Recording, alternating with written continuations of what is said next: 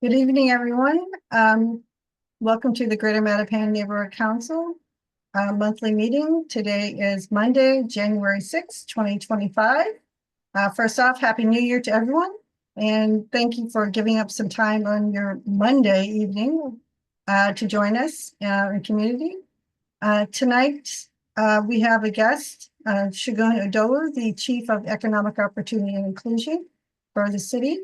And he's going to speak about things that his office has been doing, coordinating over the last year or 2 years, and as well as things that looking forward to in the future. And we're going to be having a discussion of what the community also wants to has questions for him in regards to that for economic development, particularly in Greater Mattapan. So without much ado, we're going to get right into it. Chief Segun, if you'd like to take over. Thank you. Good evening, and thank you very much for the invitation to be here, and Happy New Year as well to all of you. Great to see many of you again. This is not obviously my first, actually, first of all, you all were my first community group when I was in this role that I presented to about what we wanted to focus on. So I'm always happy every year to come back, and also know that I'm also happy to come back just to tune in for these meetings, as well as the economic development um, group, which I actually had the chance to meet with at the end of October to talk more in depth about economic development matters in Mattapan. First, if you were part of that meeting, I apologize because some of the slides I got that I take with me on tour are similar. So you can feel free to tune me out for the first couple of minutes, and then we'll dive right into my thoughts about economic development in the area. But for those of you that I've not had the chance of meeting or sharing this particular deck with, so again, Segun Idowu for the last 1,098 days. Actually, it's been 3 years now. January 3rd was 3 years of my coming into this role. I've had the pleasure of serving as the Chief of Economic Opportunity and Inclusion, and I'll share my screen here. And before kind of diving into my thoughts, I just wanted to share very quickly how I'd like to use the limited time that I have, because I want to hear mostly from the group here and get direction from this group. I just want to share a little bit about our work and what I'm responsible for on a day-to-day basis. The second is to share updates on some of the things that we accomplished in the last year. And then finally, the meat of the discussion, economic development in the Greater Mattapan area. So as I've shared before on previous calls, and as I do in every single hearing and every single meeting that we ever have, I always talk about the vision and work of our cabinet. And that is one of helping to build a resilient, equitable, sustainable city that is creating opportunities to build generational wealth. That is what undergirds all the work that we're doing. And in terms of the framing of the work that we're doing, we believe in equity, and in particular, racial equity. So no matter what you're going to hear in DC post January 20th, this will not be changing for the Office of Economic Opportunity and Inclusion. We care very deeply about racial equity. It's how we not only address what has, historically been wronged against communities like Mattapan, but also how we prepare for a more sustainable future, so that we are not always having these conversations about redressing the past, but rather how we are building healthy communities together. This is what we are responsible for. I have 5 departments under this cabinet at the city. So the actual Office of Economic Opportunity Inclusion includes our business strategy unit. They go out to recruit the big companies to come to the city. We've got cannabis, global affairs, nightlife, etc. Our Office of Supplier Diversity, which is focused on contracts and making sure that diverse companies, women-owned, minority-owned, veteran-owned, get access to these contracts. Our Office of Small Business is what runs our Main Streets program and launched our Legacy Business program, supports outdoor dining, et cetera. The Office of Tourism, Sports, and Entertainment is very focused on special events, neighborhood events, as well as what happens on, the trolley tours that I saw some of you at, and City Hall Plaza events. And finally, the Office of Consumer Affairs and Licensing, which is focused on all 3 license types: cannabis, entertainment, and liquor, as well as consumer affairs. So, if you're having a problem with banks or other companies that are treating you wrong as a customer, this office works in conjunction with the Attorney General's office to to help resolve those claims. So in terms of, I'm not going to spend a whole lot of time here. We have a newsletter that goes out. We'll make sure that folks get signed up if you're not already signed up, that shares out all this stuff. But just as a quick highlight, these are just some things that we were successfully doing in 2024 alone, recruiting companies to come here, life science and others. The big thing that I care a lot about that will help support the later conversation, but we secured funding from a local foundation to build out a commercial acquisition program, which is going to be meant to help small business owners acquire their property that might be leasing in. So we can talk more about that. And then for our nightlife team, lots of different things happening here. There's the money that they put out to support nightlife programming, and then social district programming, which I'm happy to talk about if interested. Our licensing team is doing a lot to support folks. They just completed in December the renewal period for all license types, all 5,000 here in the city. So that was a monumental effort to complete in just 1 month. But this is the team also responsible for the new liquor licenses, and happy to answer questions about that because I only got one application from Mattapan in this first round, Blue Mountain, and we're going to be happy to have that hearing and to eventually award that license. But there's 14 more licenses from Mattapan that need to be eaten up by the end of 2026. So I want to talk about that. Small business has done a ton of work since 2022, but just last year alone, there's the money that we've been giving out to legacy businesses. There's 60 now, there'll be 90 after next year. Thank you to those of you that nominated businesses for this third round. Our space grant program, we've got 5 space grantees that are either already in or slated to open in Mattapan. And then there's just all the grants that we've given out over the last couple of years, and how it's been dispersed across the city. Supplier diversity, many of you know me from my BECMA days. This was the big issue for us. Before we came into office, the city had awarded less than 1% of their contracts to Black businesses and less than 1% to Latino businesses. Today, we're at 12%. And in just the last fiscal year, we awarded more than $100 million to minority-owned businesses alone, just in 1 year. It took the city 5 years to give us 14. But in 1 year, we paid out more than $100 million in contracts to minority businesses, and more to come as we grow that number. This is just a list of all the types of events that our tourism team hosts every year. Can share that later. The big thing that's going to matter for Mattapan, 2026 is a huge year for the city. There's going to be millions of people here that we're still trying to wrap our heads around and plan successfully for that. But the 3 big events, the nation is celebrating its 250th birthday. And it got started here in Boston. No one cares what Philadelphia has to say. Started here in Boston. FIFA World Cup is going to be here summer of 2026. And then Sail Boston, which is the tall ships event, will also be here in the summer of 2026. Most of these these last 2 events are slated. FIFA is going to be at Gillette, but there's going to be a ton of stuff happening in downtown because they want to have their fan fest. And Sail Boston is in the North End and downtown areas for our waterfront. So of course, as Mattapan, you're going to be wondering, how are we going to see the benefits from that and make sure that those millions of people who are here are not just in downtown Seaport, and would love to talk with you about that. And finally, just for Mattapan specifically, and I can send these slides along, just a bunch of the different ways that Mattapan has benefited from the work that we've been doing, whether it's the legacy business space grant, the grant funding.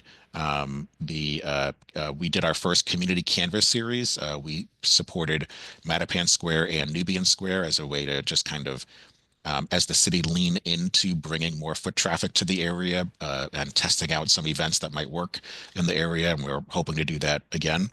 And then I have some updates on the main streets as well, because I know that question came up with the Economic Development Committee.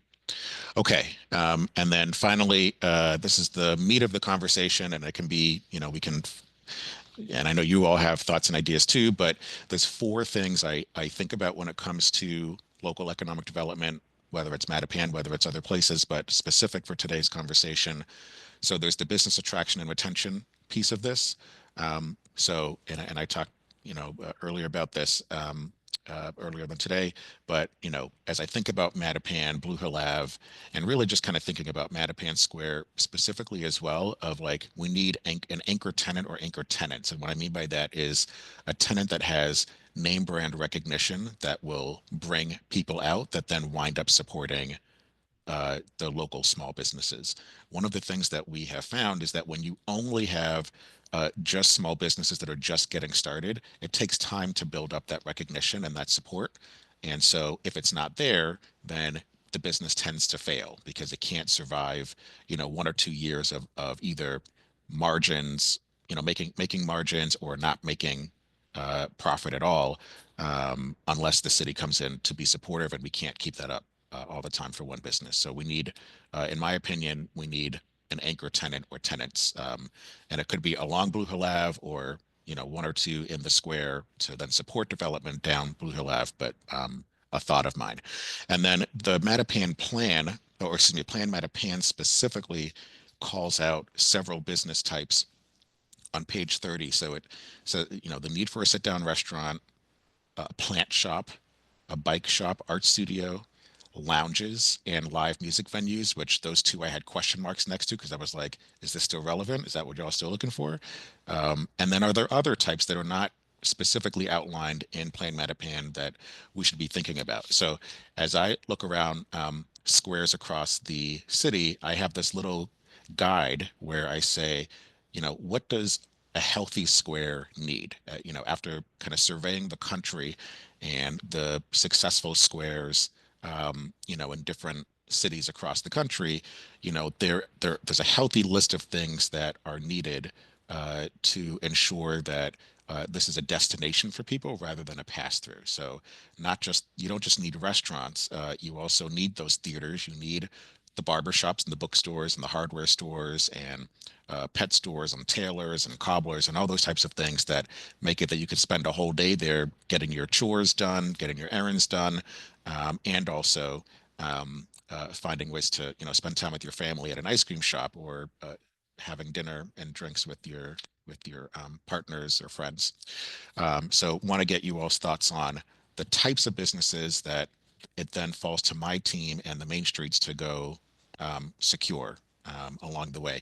And I try to have next steps on each of these. So a next step here after learning from you all what we want to see in the different nodes or corridors of Mattapan is convening the relevant property owners, particularly where there are vacancies, to talk about how do we go get these things to move into these spaces.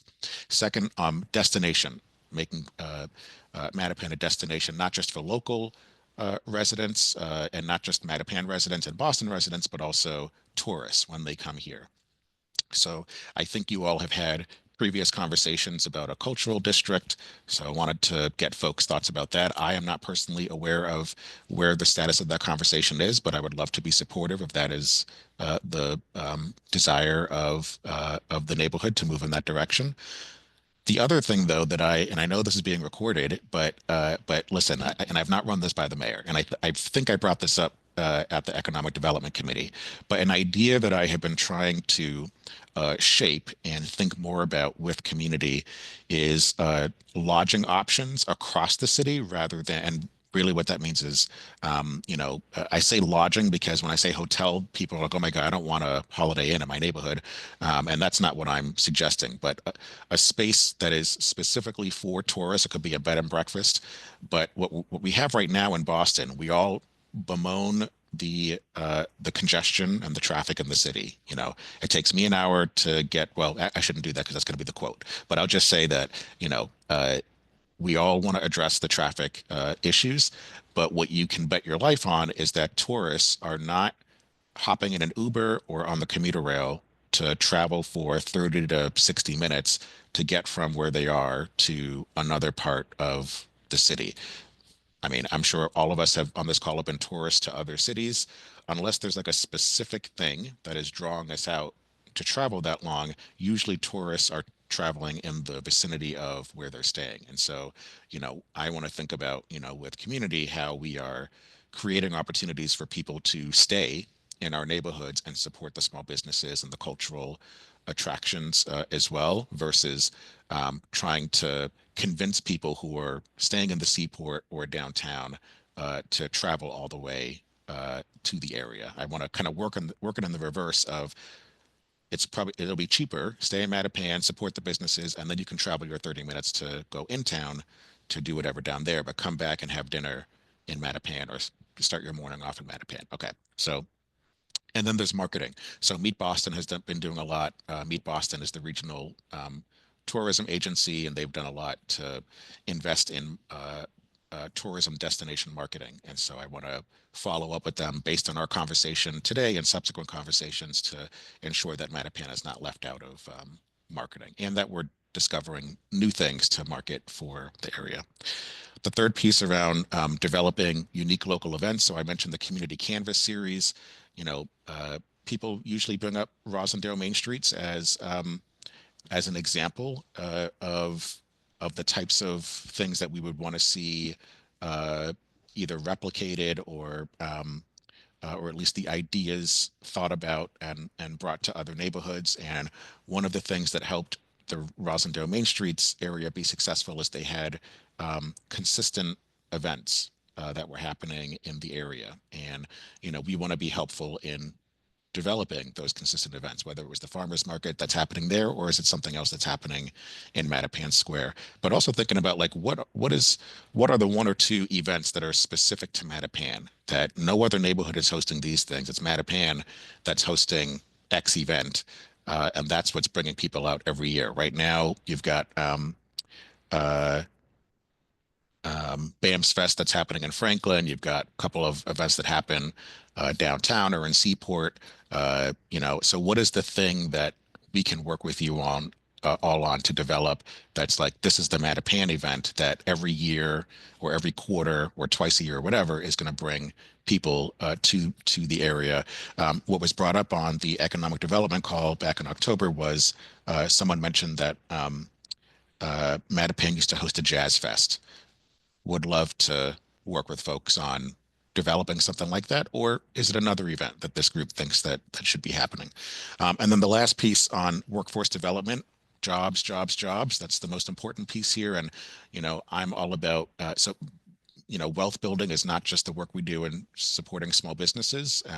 It's also connecting people to careers. And so there's two things that, we've been thinking about and we'll hope to be better at making happen this year. But, every year, the city launches our summer youth jobs program.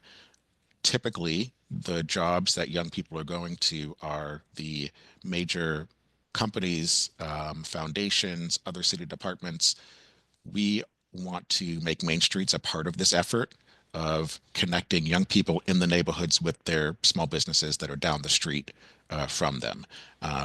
We know that this not only adds capacity to the small business, many of them are desperate for workers, but also what we want to build out of this program is young people kind of shadowing the business owners as well, so that they are having an understanding of what it is to actually operate a small business, so that there's some learning happening there. And then, should funding come from some of our corporate partners to support kind of a year-round engagement of getting young people into Main Street's jobs on an annual basis versus just for the few weeks of the summer.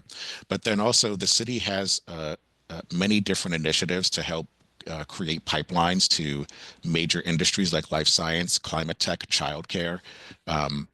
I'm not, again, this is coming from, I don't, of my literal ignorance of not sure how much engagement there is with our Office of Worker Empowerment and their programming, but I would love to make sure that we are plugging in Mattapan residents to these opportunities. And I'm not talking about just, sending out newsletters and putting something on social media. I miss my walks with Fatima going up and down Blue Hill Ave. I'm happy to be on the ground sharing these opportunities with folks. But for me, it's really important that we are making people aware, number one, which is where government always can do better, but also that we are connecting people to these opportunities. Because if we want to change the condition of neighborhoods and the outlook, it's important that whatever businesses we're bringing in, that the residents who are there can support them. So with that, those are my 4 quick things. And I'm open to chatting about these or other things, but I'm just going to shut up. So thank you very much for the invitation. Hi, you're welcome.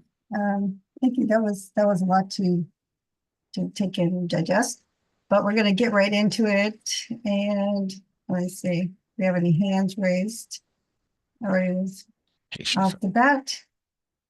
Are there any questions in the chat? Oh, can I say, as we're Sure. waiting for hands to be raised, so what, oh, look at that. I didn't know the counselor was here. Uh, um, Daily Table.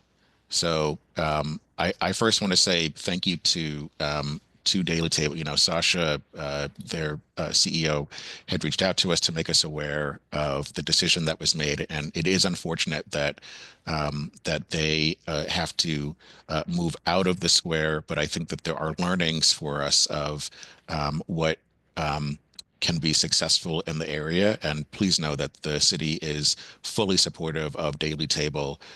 You know, it's a huge loss for the area, and most especially because of the service that they're providing to our residents.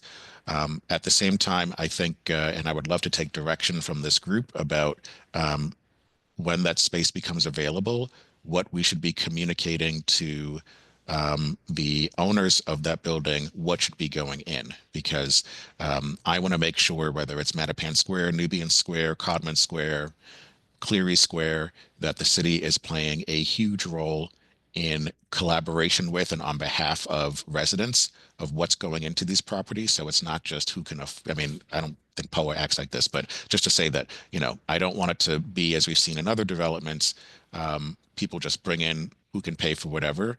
I want to make sure that we are bringing in what's going to be successful, because I know that the owners of this particular property don't want to have to keep going through tenants, and so we want to help whoever's going to be there be successful.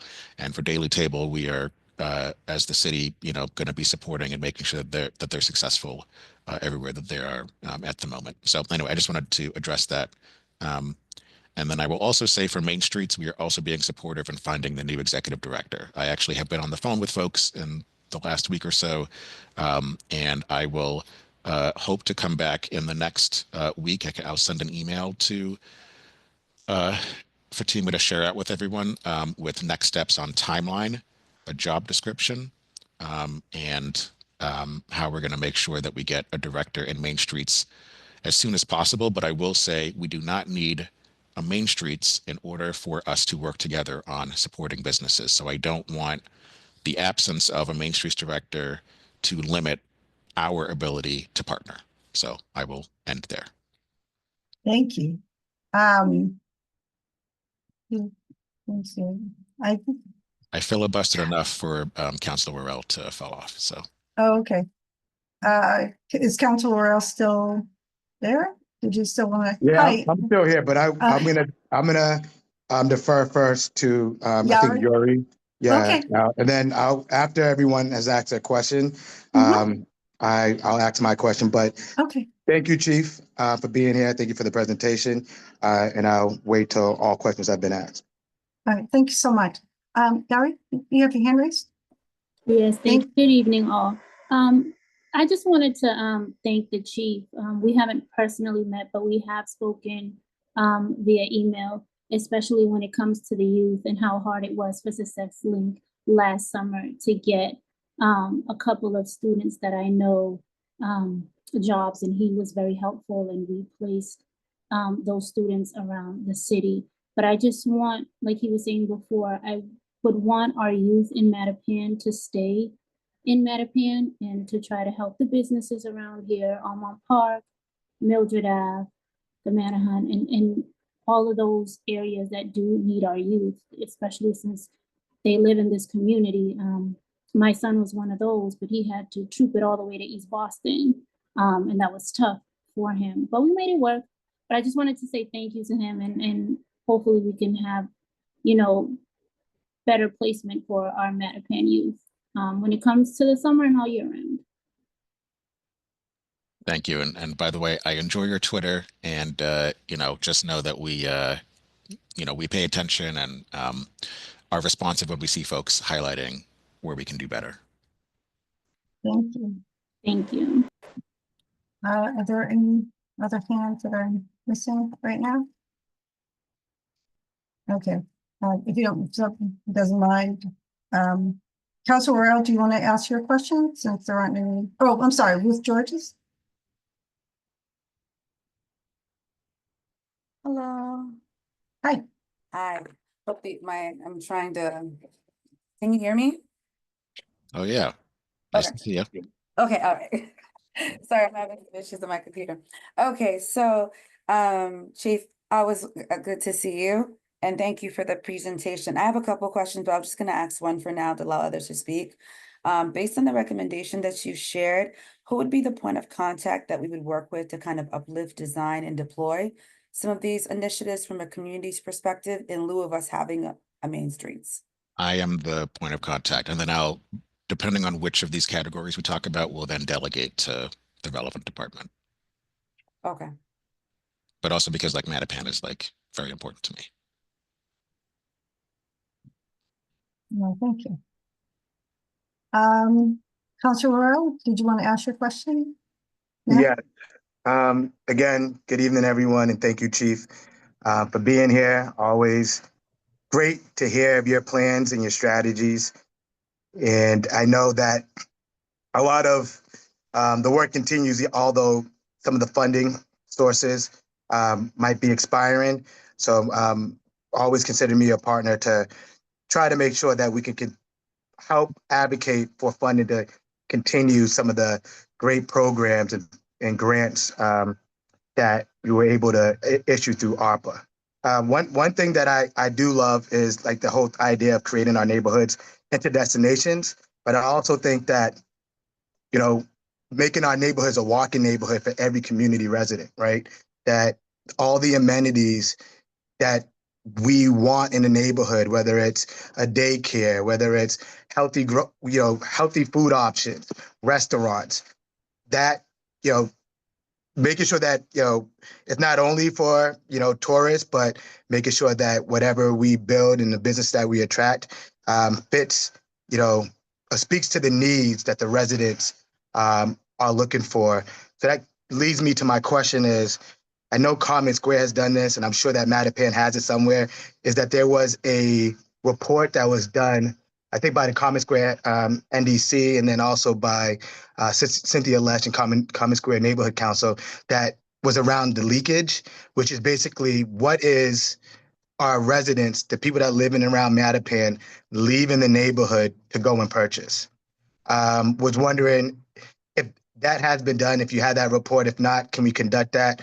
And then, that will kind of set our foundation, our ground level on, what we are actually buying and what we leave in the neighborhood for, to kind of always go back to the numbers to say, we should have these things in our neighborhood. And when it comes to the Mattapan Jazz Festival, please include me into any organizing around that. I know my predecessor, Attorney General Campbell, was very instrumental in bringing that to life. And since then, a lot of those performers that performed at that jazz festival has reached out to me and want to continue that. So please include me into any organizing around the Mattapan Jazz Festival or any event that is being brought here. And then the last thing I would want to ask you is if there's, because when I travel all across the city, and I know the lodging idea could be, people be like, oh, I don't want any lodging inside of, Mattapan. But I think when we see the benefits, right, that come with in and around some of those lodging options, whether it's extra people outside that are sweeping the streets, right? I think kind of speaking to like the benefits that come with some of these businesses will also be helpful for the community to understand what type of impact and what kind of extra additional resources that it could possibly bring to the neighborhood. So those are the things just wanted to ask my questions on. Thank you, Counselor. And by the way, Fatima, do you mind if I get a copy of the chat? Because lots of great ideas in here that I haven't yet Sure. written down.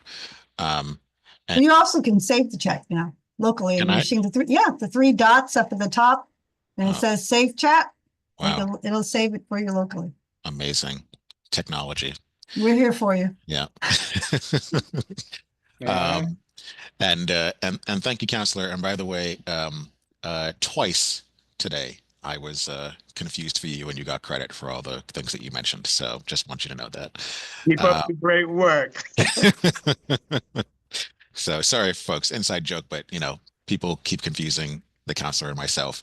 It always works for him and not the other way around. I get all the people saying what's not going well, and then they'll say to him, "Great stuff that you're doing." Anyway, so let me work backwards, counselor. So in terms of the lodging piece, so the way I will frame or I'll take downtown, for instance. So downtown is part of my portfolio about helping to revitalize and address the gaps that we see down here.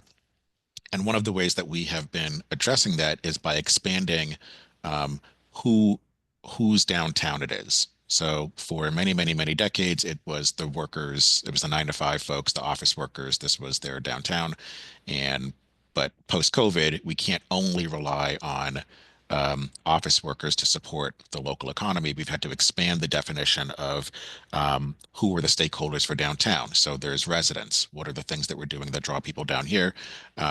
There's the tourists. What are we doing that's making it that folks want to come here, et cetera. So I think about that for our neighborhoods and in particular our squares that with the rise of remote work, of delivery. I don't want to only focus on only like on 100% of the economy being reliant on people who live down the street or could take a bus ride to support the area. I want to think about who are all the multiple stakeholder groups that could be supporting the local economy. And so that's one reason why, for a lot of our neighborhoods, the one group that I think has been missing are tourists who are interested in local tourism and supporting what's there. So I right now live in Hyde Park. We have the field where the 54th Massachusetts trained on. That could be one anchor of the local tourist economy, but to ask someone to come from the seaport to Hyde Park would not is not always feasible. But if we had a place for people to stay where that became one of the things that's driving people to come specifically to Boston because they're Civil War buffs or whatever, that could then also support the local economy because of the amount of people that come there. So same for Mattapan. One of the things one of the reasons I mentioned the cultural district, if it's the cultural district or the cultural hub, and there are these different pieces that if I live in Phoenix or Ireland and want to come here to come see that specific thing, I will do it, but only if there's an option for me to stay near there because I don't want to travel for 20 or 30. So anyway, it's just about expanding the stakeholders that can support the local economy. But I agree with you, and I will work more to further refine that as I bring this to other neighborhoods. The question around around the leakage, and I wrote it down as a market analysis, beyond Plan Mattapan and getting thoughts from residents about what should be in the neighborhood. We do not have that report, and I think it's an excellent idea to move something like that forward. I will say that I have spoken with my colleagues in the planning department about how we ask of developers, adding this to what they need to do when they're approaching a community to begin with. Not every single one of them, but I'll take Mattapan Square as an example. If there's someone coming in, and no one has come in recently to say, I want to build, this mixed use development here. In my opinion, they should, and planning should be working with them on this. They should need to bring to the community, I'm going to build a mixed use development, X affordable units up top and have space on the ground floor, an X square footage. But they should be bringing to the community, they want to build out a space for X because of this report they've conducted that shows that this is what the residents of the neighborhood would support. But until that happens, I'm always happy to work on such a report with our partners to help address that. Not just where we're spending our money, but also getting from the community a specific list of what are the business types, which I think feeds into your first point about making it a walkable neighborhood. I completely agree with you. My mother is up on Hillsborough Road. And so, and when I lived there, yeah, I would have loved to have been able to walk down and support everything in the square, but not everything I need is currently or was then in the square. And part of that it comes from this market analysis in understanding not just what do residents want to see, but also helping to understand what businesses need to be there that support other businesses, right?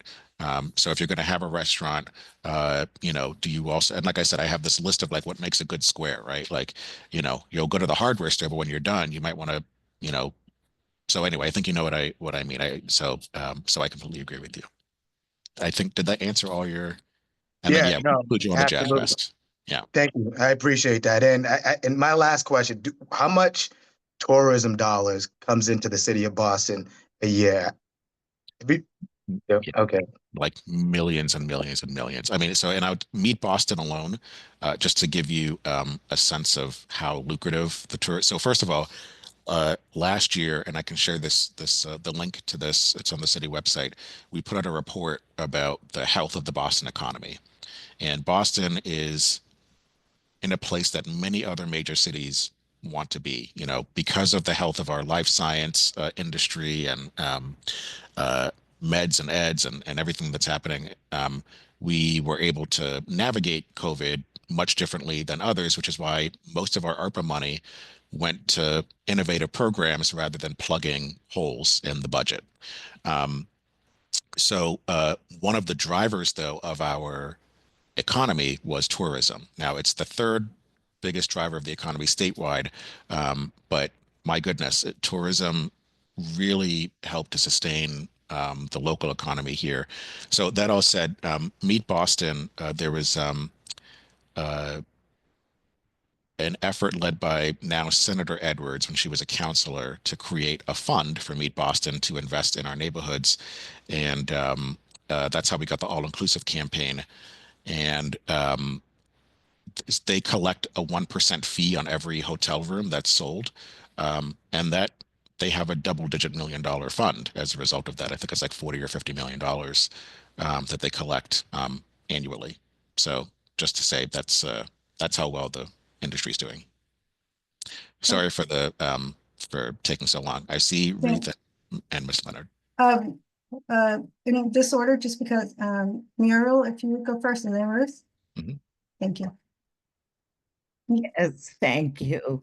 I signed on about 10 minutes late, but I was wondering if there was any discussion about what is prohibiting businesses from coming to Mattapan.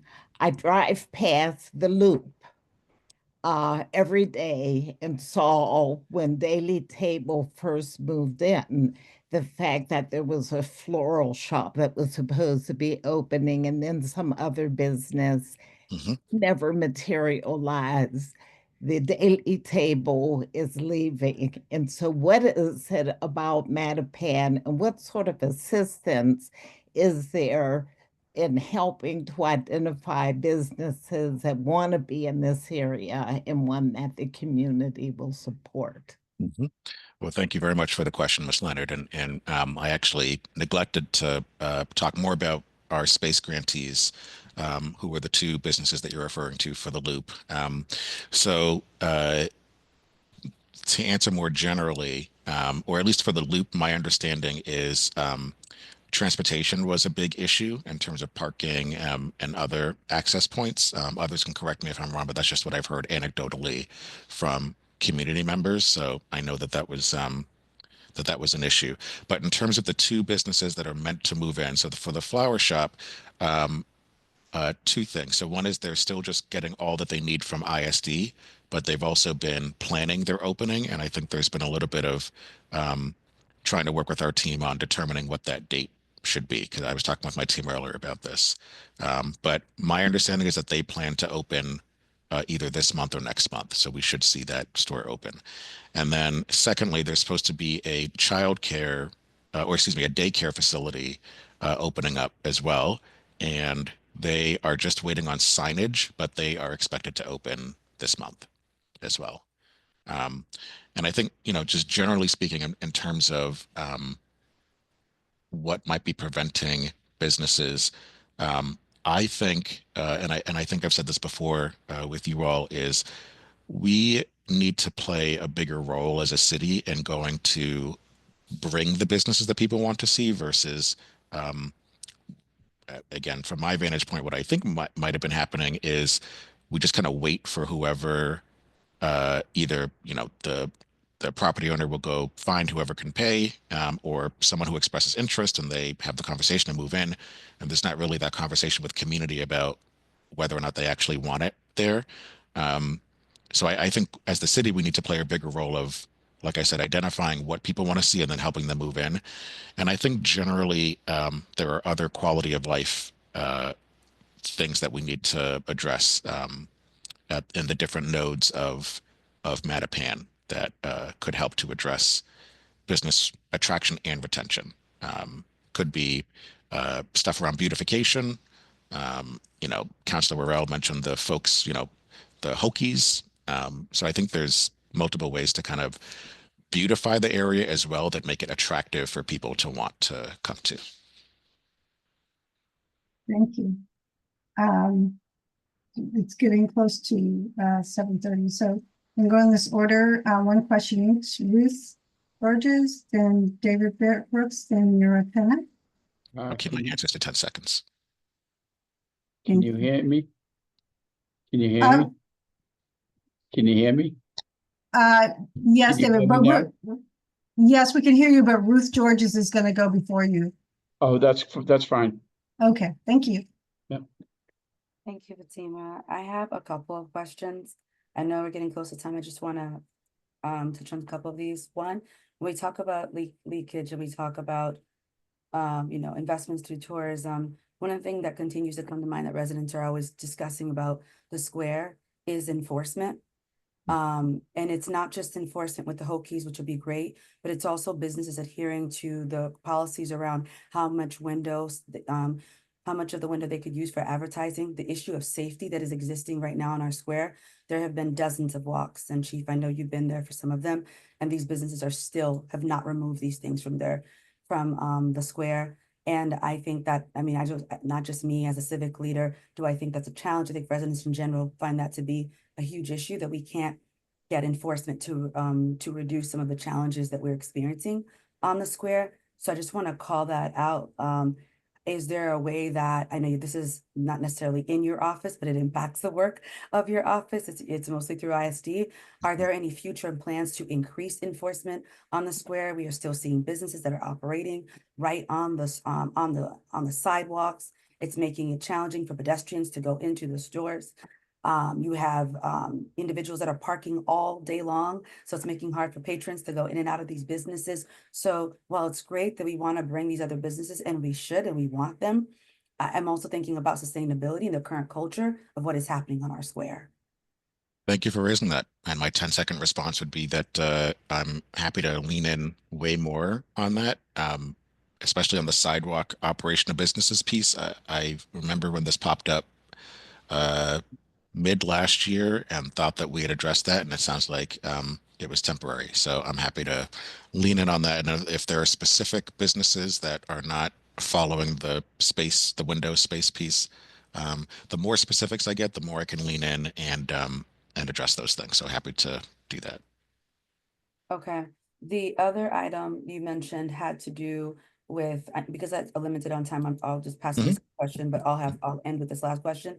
You mentioned, how Rosendale has basically, increased engagement, small business Saturdays, a big investment in their farmers market. And I think our community for a long time, thanks to some of the leaders that are on here, have spent a lot of time dedicating to our farmers market. And it has yielded a much greater sense of success, and it's an anchor in our community for feeding families.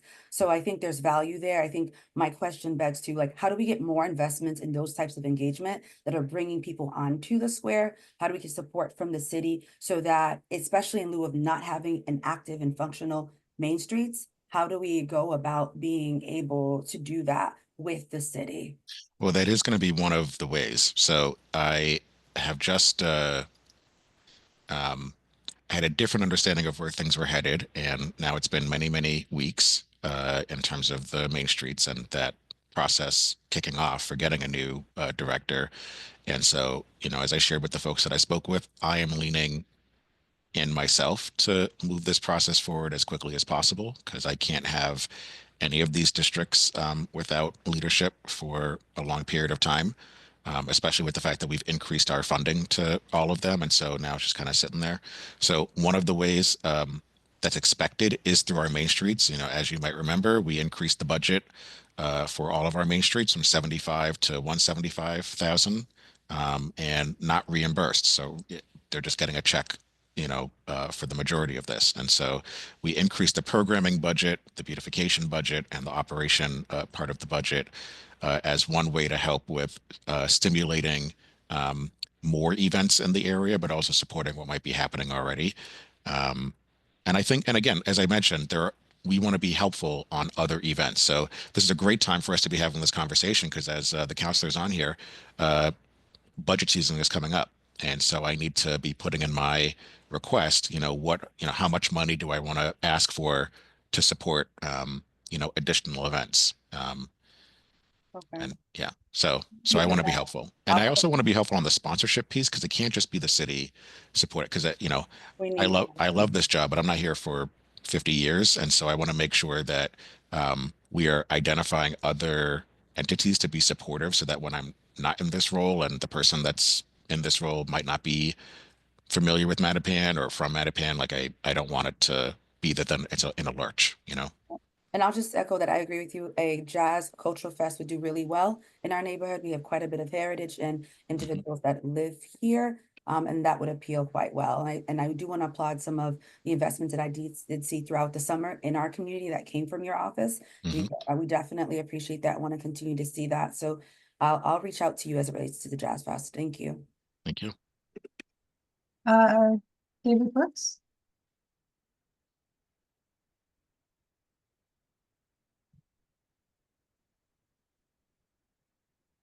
Would you like, you can unmute. I'm sorry, is it my turn to talk? Yes, sir. Yes, sir. Okay, I'm sorry. No Segun, I've tried to get in touch with you a couple different times. My name is David Brooks. I represent my own company, Jericho Mountain Wind Company. But I've been working with a company called Transit X. It's a Podway company. And I have one question. Are you familiar with Transit X? I am not. Okay. Transit X is a Podway company. What they do is they're a Boston-based company, and they're very successful in other parts of the world, but not in Boston. We do want to get some Podways in this area. Blue Hill Ave and Columbia Road, very, very good potential sites to start our first Podway system in the city of Boston. We've been into the MBTA, and the biggest problem is getting the city to warm up to the idea of Podways moving traffic around in the city. It's faster, better, and less expensive than the current system is.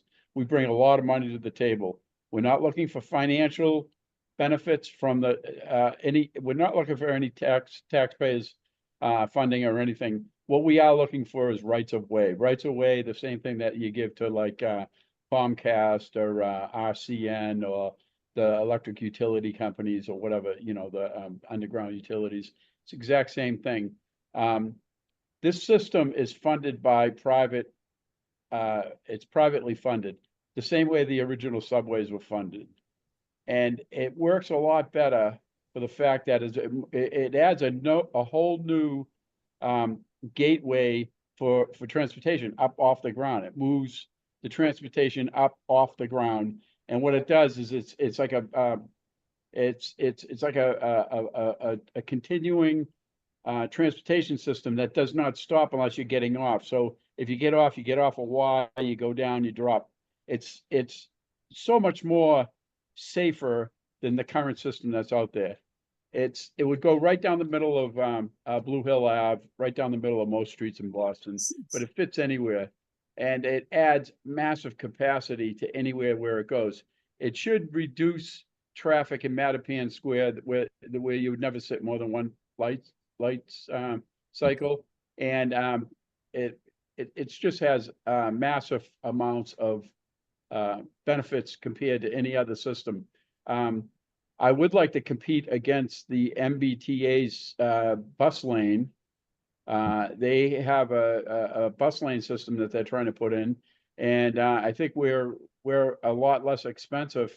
For that same type of money, we can put in a lot more track than the bus line can. And what it does truly move transportation up off the road. Excuse me, Also, Mr. Brooks. yes, Chief thank you. Idowu, I'm gonna be for your answer.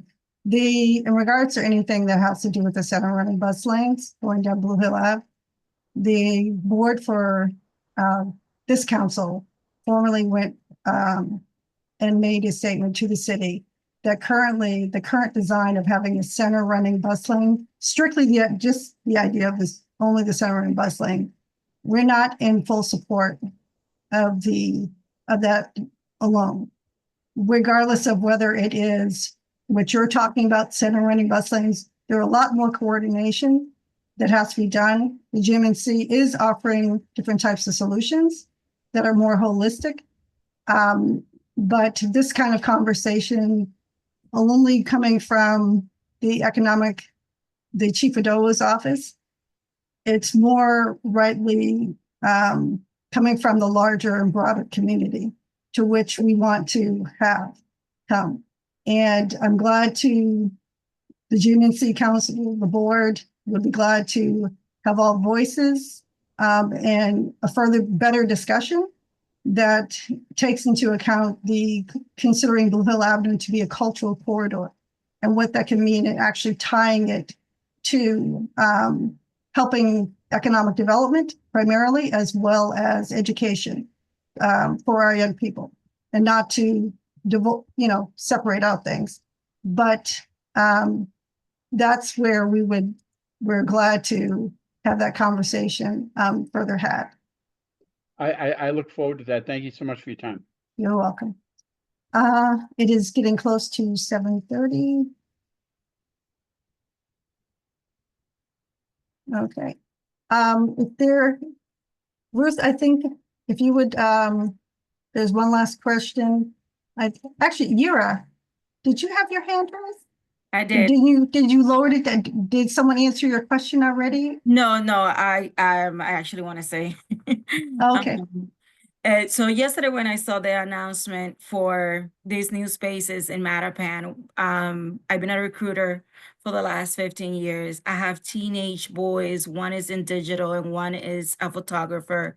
So I was looking at contemplating the idea of what would be a good use of that space. I actually went to sleep late last night thinking about it, but I think a cafe, a innovation coffee shop where it has space for remote workers like myself to have that office space, to have a digital area where people go print and work on computers and print stuff, make posters, flyers, whatever that they need, and have their assistants there. But not only that, I've been in workforce development as well. So I do know that we need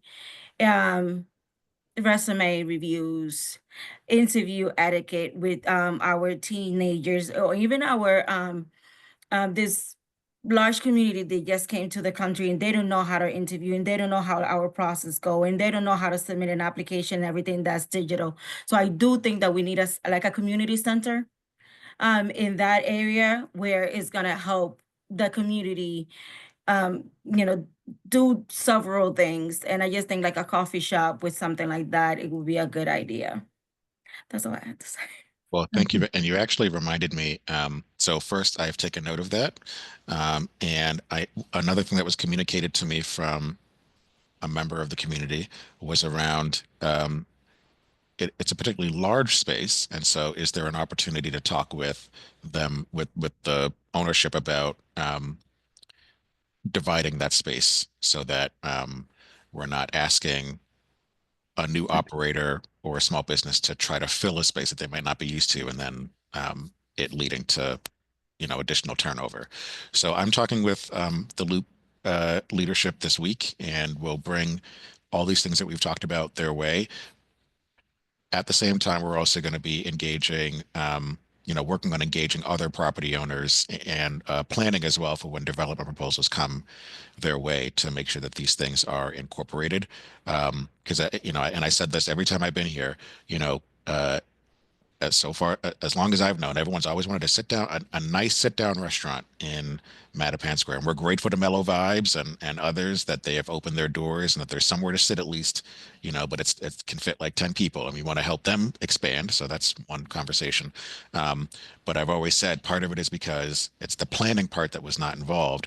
If a developer comes in and says, I want to build this nice big building and have X, space, that conversation also needs to be, the residents said they want a restaurant, and you need to build it out to be a restaurant, not create the empty space and then someone has to spend $1 million to turn it into a restaurant.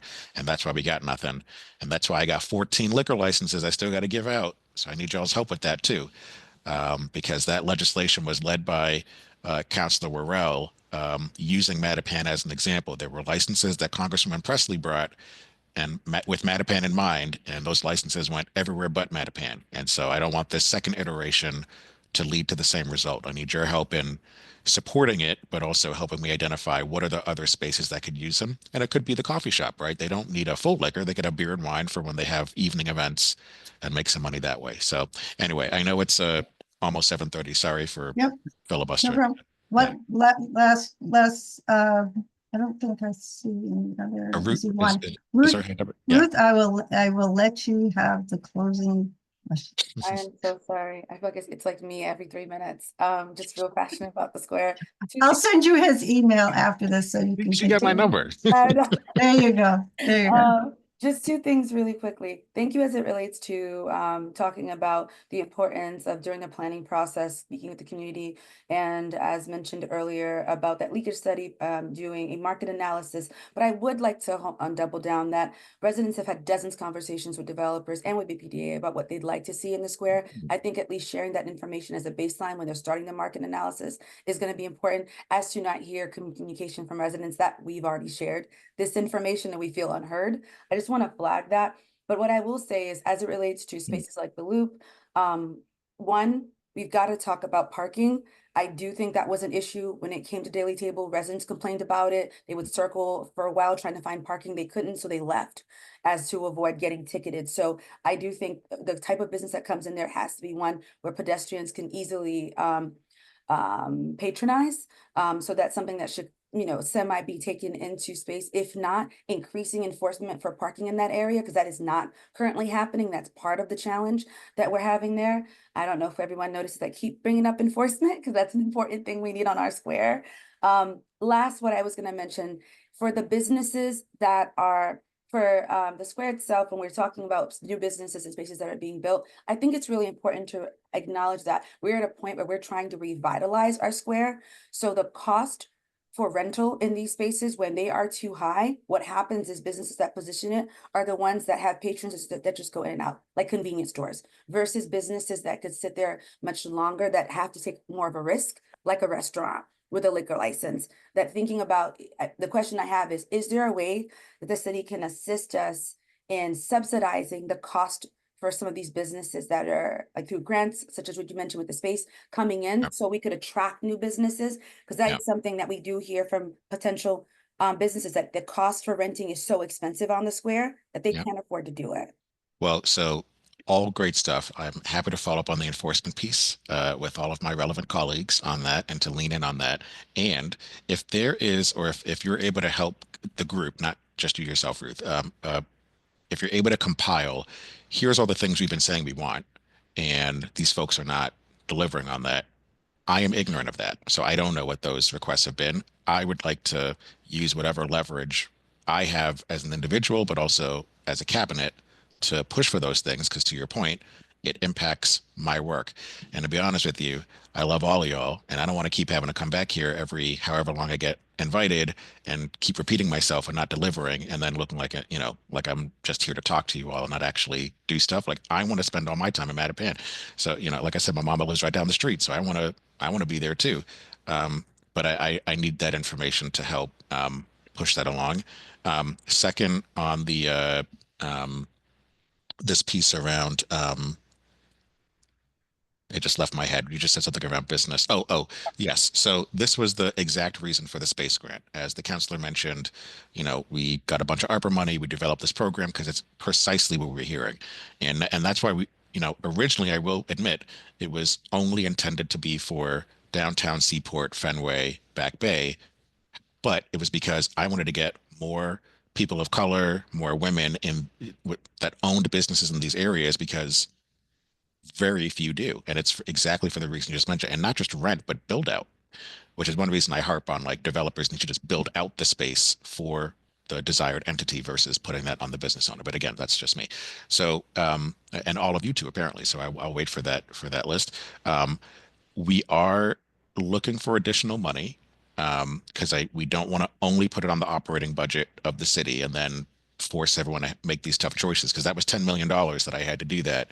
But that 10 million coming from operating means that that's money that, we have at the same time, I'm focused on growing the pie, but until that is a possibility, I'm trying to be mindful of that. So we're looking for philanthropic dollars, and we're in active conversation about that. Beyond that, what we, the way we try to be supportive is through the ISD process and letting folks know that, because time is also money. And we try to be helpful in that space. We have individual conversations on how we're helpful there. But I'm all the way there with you. And the other conversation that we do have to have is with the property owners themselves. I mean, that's the part that's lacking here, is that, like, we did this in Codman Square, excuse me, in Codman Square and in a couple other places where we met directly with the property owners to say, the city cares about this area. We're making XYZ investments, whether it's beautification, whether it's bringing businesses here, whether it's events and stuff like that. So we need you all to also be responsible and be helpful here. So I think doing that in a place like Mattapan Square, or by, Morgan Street, or, other nodes of Greater Mattapan will help kind of advance this. So more to come on that. And, we take any and all ideas as well. I'm going to put my email in the chat, because David, I know you said you've been trying to reach me, but I didn't see an email. So I'm putting this here so you can reach out directly. And this is for anyone else as well. Okay. I will say this. Yeah. All the things that you said, Fatima, I just want to get this out really quickly. They all lead to the outstanding requests that we have for a task force. We understand that the needs of Mattapan are not one that the city can shoulder alone. They can't receive public dollars. They also need to be private. And there are issues of enforcement. There are issues of attracting entrepreneurs. And this is something that requires a public, private, and civic component. And so we have an outstanding request to the mayor for a Mattapan task, for our Mattapan task force. And so any kind of follow-up we can get from your office as it relates to that it would be incredibly important, because we a lot talked about here, and we want to try to structure and funnel that in a way that in the next year we could start to see, some fruit being bared from these conversations. Well, I'm gonna move that timeline back and not make it a year, make it, at least 6 months. Because I mean, there are some rapid things that we can do, before a year is up. And yes, I'm happy to make sure that I was actually talking with Chief Malora earlier. So I know a response and a plan are forthcoming on that. In the meantime, I will say, as I said at the beginning of this, and apologies for keeping you all 6 minutes past your scheduled end time here. Oh, no, that's not our scheduled end time. We just have other things on our agenda. Oh, shoot. Okay. Well, let me shut up and just say that I'm happy to come back as many times as needed. Maybe not every month, but, almost every month. I'm happy to come back and to follow up on these pieces so that we're holding each other accountable and moving these forward. So I'll end there. Thank you all so much. I appreciate you all. Thank you so much. Just so you know, we did last Friday, I sent an email regard to the task force to Chief Malora and others in our office, and I can forward that email to you also, because it was an outstanding item to which is desperately we want to address. And there's, there is no reason, no part of the city can be ignored. Right. So I think we're all in agreement on that. So thank you for everyone for thoughtful questions. Moving on to, hold on. Okay. Quick, if I can get a quick update from the Economic Development Committee.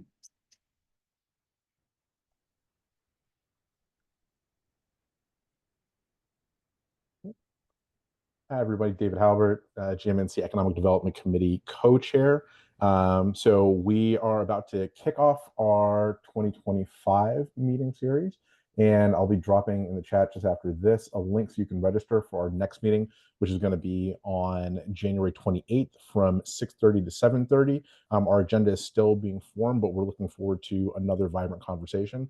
At our last meeting in December, we had a great discussion with local entrepreneur, in addition to a discussion about kind of speaking to the point of tonight's conversation, what folks wanted to see in terms of economic development here in the Greater Mattapan community, and what we need to do as a community, and particularly as the Economic Development Committee of GMNC, in order to help support that. So want to build on a lot of the great things that you've heard from the chief this evening, and thank you again, Chief, for joining us at the Economic Development Committee last October. And if you have particular businesses that you want to see highlighted or brought to the table for a conversation with the Economic Development Committee, please feel free to reach out, and I'll put our information for the committee as far as contact also in the chat. But once again, January 28th, 6:30 to 7:30 via Zoom. We hope to see you there.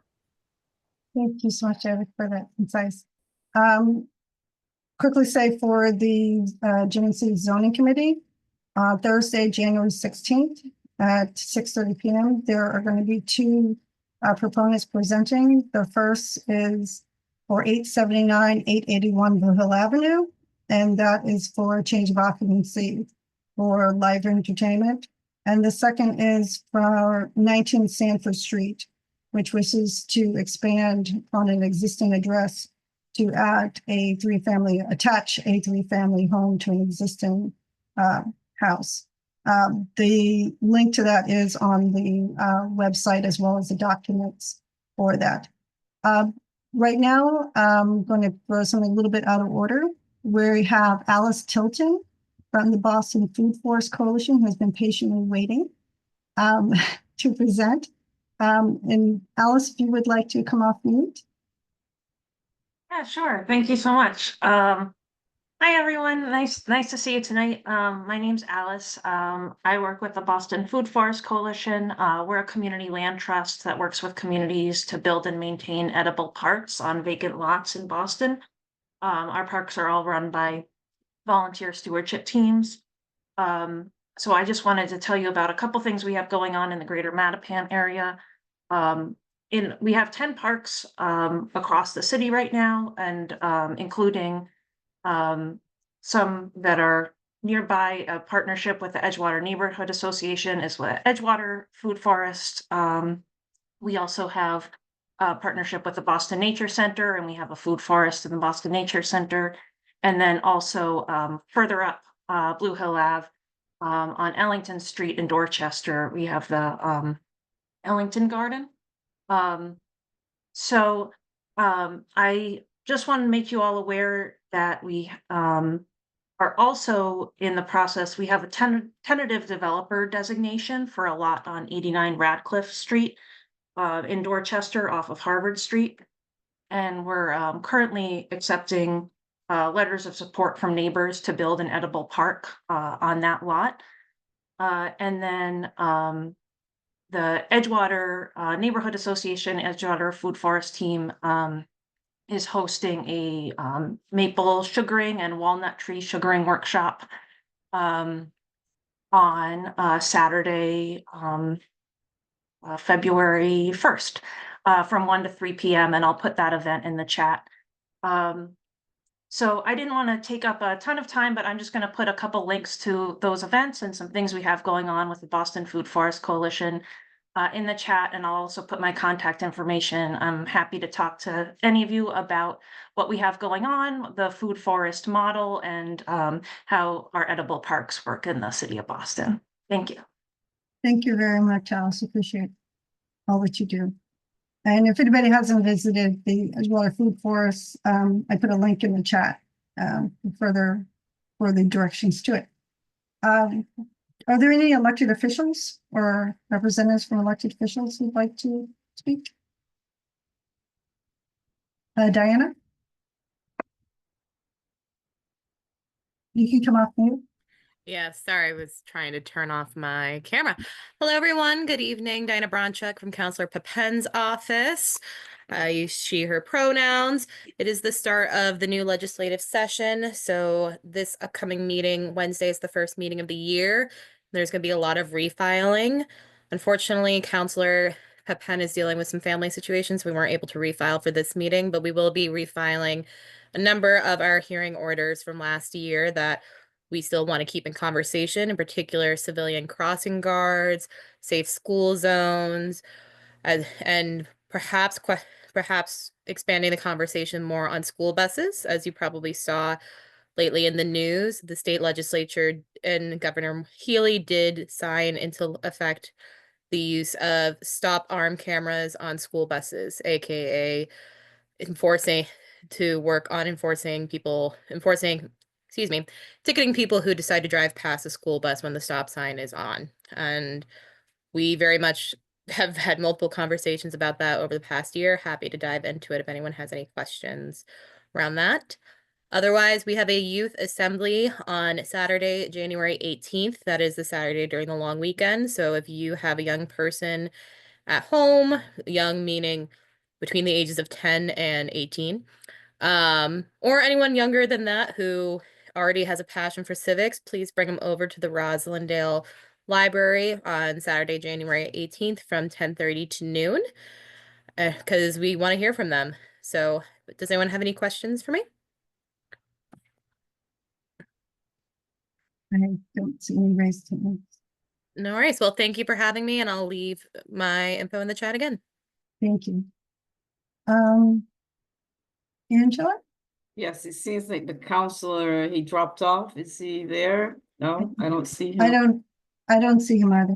All right, so I was just echo for him that he has filed an ordinance last year to enhance driveway accessibility. We have been getting a lot of calls, especially from seniors. So this is really to help our seniors move those cars like 2 feet from the driveway.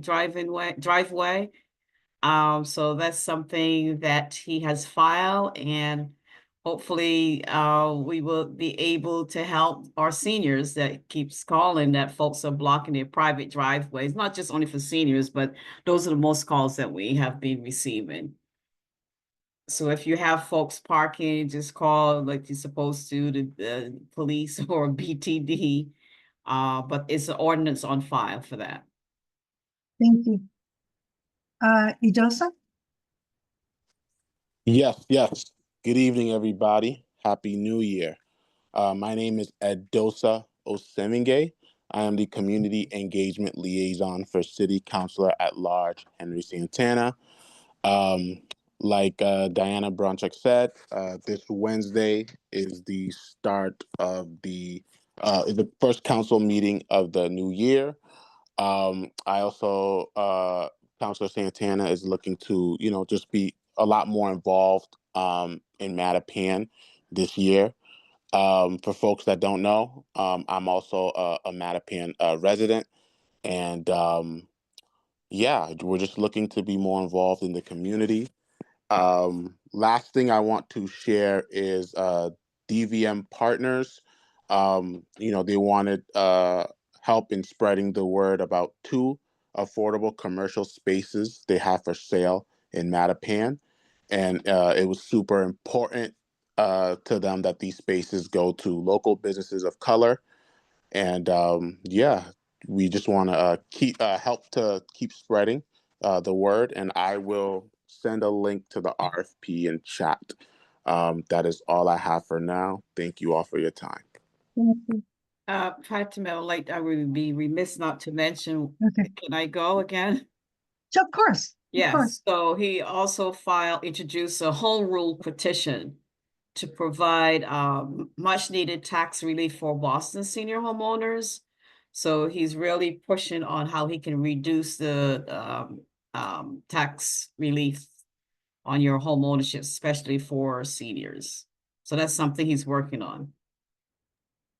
Thank you so much. And this is the property taxes I meant to say. Yes. Property taxes, yeah. Okay, property taxes. Thank you. Yeah. Thank you for clarification. Are there anyone else representing any? Hi, Vivian Morris. Hi. Hi, Vivian. Yeah, I just wanted to say thanks for tonight's wonderful meeting, and also to invite everyone who can to let them know we are having our Edgewater Neighborhood Association meeting on Wednesday night, and we're going to be talking about a number of things that impact the broader Mattapan, including the plans for the walking path along the Neponset River. DCR will be there to give us an update, and the actual construction of that is scheduled to begin in the next month or so. Also, the issues about the Lower Neponset Superfund site, again, which goes to not just our neighborhood, but beyond, to talk more about that, and some other issues that are impacting tree life in our community, among other things. So our meeting is virtual, and I'll put the Edgewater Neighborhood Association email address in the chat. So if you could just email us, then we can send you the link. But thank you so much. Thank you very much, Vivian. Appreciate it. Asia? Hey everyone, Happy New Year. For those who don't know, my name is Asia Votring, and I am your Mattapan liaison out of the Mayor's Office of Neighborhood Services. Super duper happy to be here. So I have a couple of updates, and I'll also be sure to add links and everything in the chat as well. But first things first, which is pretty fun, actually exciting for me, because I have little ones that I hang out with all the time. So Boston Family Sundays are back in effect for the first and second Sundays of the month, all the way up until December of 2026. So if you have any littles in your life and you really just want to have them experience all of just the great museums and establishments we have here in the city, be sure to take advantage of that opportunity. Also, I know some people have been asking questions in regards to White Stadium and what the lease agreement is going to be looking like. And the mayor announced what the White Stadium lease agreement would ideally look like. So I'll also be providing a link where you guys can find more information and read more in depth. But just to sum it up in a brief way, essentially, the team is agreeing to assist with maintaining the field while we are still, obtaining ownership, of it, of course. And it would be switched, as in, the professional team would use it, and also Boston Public Schools teams would also be able to use it. So it would be supposed to be a really great partnership. So hopefully the link will answer any questions that people may have in regards to that. Sorry, just going through a little list. So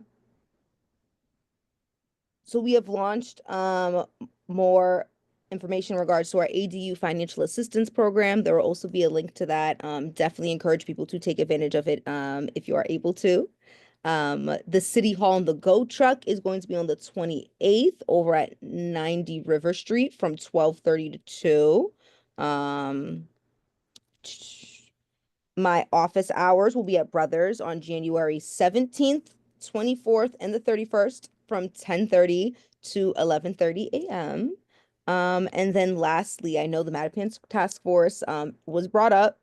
And I know, it started here first, and I do want to let everyone know that it is something that I'm personally pushing, that we are pushing to ensure that it comes to fruition, soon.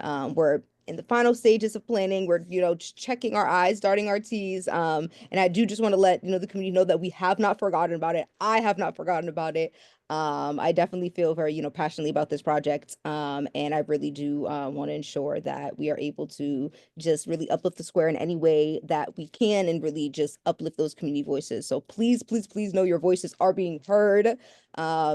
Your voices are valid, they are being heard, and I'm very grateful to be able to serve this community and assist with this process. So please, if you have any questions, feel free to reach out to me. When I attach all of my amazing links with everything, all that great information I shared with everyone, I'll also be sure to add my email and contact. That way you guys can reach out to me if you feel like you would like to just talk or, a kiki. But those are all my updates. I know that was a lot. Once again, my name is Asia, and reach out to me if you need me, or even if you just want to talk. Thank you, Asia. Appreciate you. Let's see. Are there any other announcements that anybody would like to say? For now, what do you think? Yeah, well, thank you, everyone. Guess we can wrap this up. I appreciate everyone again coming out for tonight online. And as I have been saying now, going on, gosh, 6 years. I love you all, but you gotta go.